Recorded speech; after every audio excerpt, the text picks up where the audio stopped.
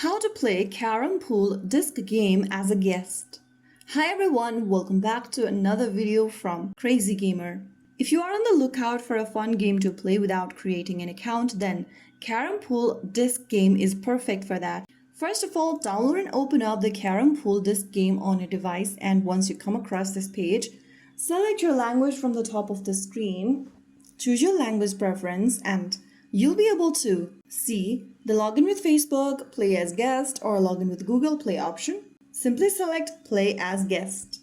If you want to play the game without having to sign up, then you can simply tap on play as guest, and this lets you start immediately without signing up. Go ahead and follow the on-screen instructions. It'll teach you how you can play the game, and after completing it, you can play on your own. Drag your finger on the striker to aim and go ahead and hit. Release the finger to shoot your disc toward the target. And that's it. Now you can easily play the game. You will keep learning as you progress. Keep trying and soon you'll get the hang of tricky angles and faster shots. That's it. Now you can play the game as guest anytime by following these steps. If you found the video helpful, don't forget to like, share and subscribe to our channel. I will be back again in the next video. Thank you for watching.